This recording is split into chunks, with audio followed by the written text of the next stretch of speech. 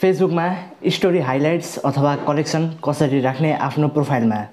So hello guys, नमस्ते सबैजनालाई, स्वागत छ मेरो एनदर न्यू भिडियोमा। म सोहेल रहमान र तपाईँहरूले हेर्दै हुनुहुन्छ एसआर टेक नेपालीको युट्युब च्यानल। सो आजको यो भिडियोमा चाहिँ कसरी तपाईँले आफ्नो जुन फेसबुक प्रोफाइल छ, तपाईँले अरूको फेसबुक प्रोफाइल जब भिजिट गर्नुहुन्छ त्यहाँ तपाईँले यस्तो प्रकारको केही देख्नुहुन्छ कलेक्सन भनेर। यो कलेक्सन अथवा हाइलाइट्स, इन्स्टाग्राममा चाहिँ यसलाई हाइलाइट्स भनिन्छ, तर यहाँ फेसबुकमा चाहिँ यसलाई कलेक्सन भनेर नाम दिएको छ। सो यो जुन कलेक्सन छ यो तपाईँले आफ्नो फेसबुक प्रोफाइलमा पनि कसरी एक्टिभेट गर्न सक्नुहुन्छ, कसरी यसलाई राख्न सक्नुहुन्छ, यही तरिका आजको म यस भिडियोमा एकदम सरल तरिकाले सिकाउनेवाला छु। आफ्नो मोबाइल स्क्रिनदेखि तपाईँले 2 मिनेटभित्रमा यो सेटिङ तपाईँको प्रोफाइलमा एक्टिभेट गर्न सक्नुहुन्छ, अन गर्न सक्नुहुन्छ र तपाईँले सजिलैसँग यो फेसबुक प्रोफाइलमा आफ्नो प्रोफाइलमा पनि यो स्टोरी कलेक्सन भनेर तपाईँले यो सेक्सन एड गर्न सक्नुहुनेछ। सो यसमा के हुन्छ भनेपछि तपाईँले केही बितेको समयमा केही स्टोरिजहरू राख्नुभएको थियो भने अथवा तपाईँले आफ्नो मोबाइलको कुनै फोटोहरू, कुनै एकदम राम्रो राम्रो फोटोहरू, भिडियोहरू, रिलहरू केही राख्न छ भने आफ्नो त्यो प्रोफाइलमा के फेसबुकको जुन स्टोरी हुन्छ नि, फेसबुक स्टोरी जब तपाईँले आफ्नो हाल्नुहुन्छ त्यो फेसबुक स्टोरी जम्मा 24 घन्टाको लागि जम्मा हुन्छ। 24 घन्टापछि मतलब 1 दिनपछि त्यो तपाईँको फेसबुक स्टोरी एक्सपायर हुन्छ र त्यो त्यहाँदेखि हट्छ। तर तपाईँले त्यो स्टोरीलाई चाहिँ आफ्नो यो कलेक्सनमा राखेर तपाईँले जतिखेर पनि त्यो स्टोरीलाई अथवा भिडियोलाई हेर्न सक्नुहुन्छ र कुनै पनि व्यक्ति जब उहाँले तपाईँको फेसबुक प्रोफाइल भिजिट गर्नुहुन्छ त्यहाँ कलेक्सन भनेर आउँछ र त्यो कलेक्सनमा चाहिँ तपाईँको जुन राम्रो राम्रो फोटोहरू हुनसक्छ, भिडियोहरू हुनसक्छ, भिडियो, रिल, फोटो जे पनि छ त्यो कलेक्सनमा भएको त्यो कुनै व्यक्तिले जसले तपाईँको प्रोफाइल भिजिट गरेको छ फेसबुक प्रोफाइल, त्यसले त्यो कलेक्सनमा गएर त्यो फोटो, भिडियो अथवा जे पनि छ त्यो हेर्न सक्छ मजाले। सो तपाईँले पनि यो कलेक्सन अथवा यो हाइलाइट्सहरू कसरी एड गर्न सक्नुहुन्छ म तपाईँहरूलाई अब देखाउँछु आफ्नो फेसबुक प्रोफाइलमा यो एक्टिभेट गरेर।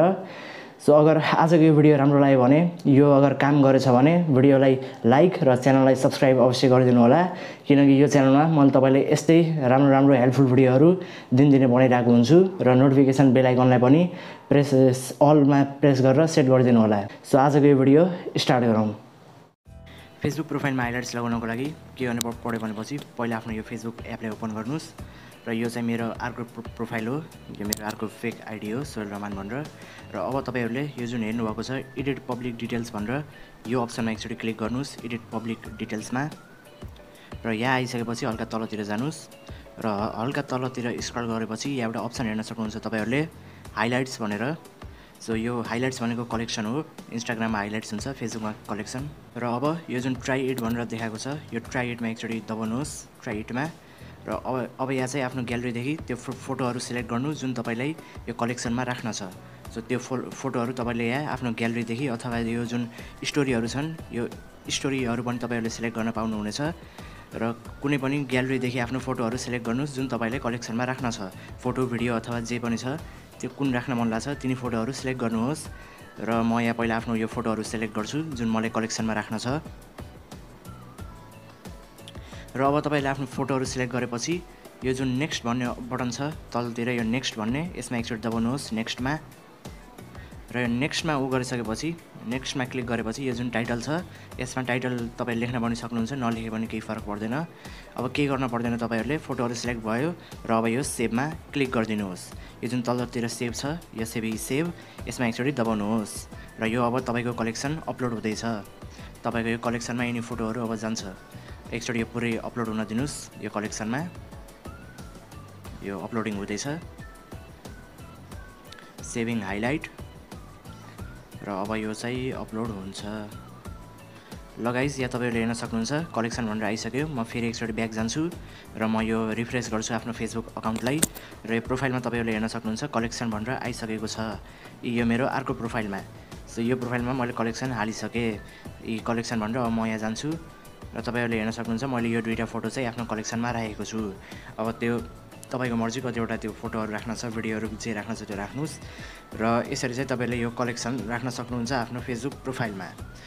सो गाइज, यही नै हो तरिका आफ्नो फेसबुक प्रोफाइल, फेसबुक आइडीमा कलेक्सन राख्ने अथवा हाइलाइट्सहरू राख्ने।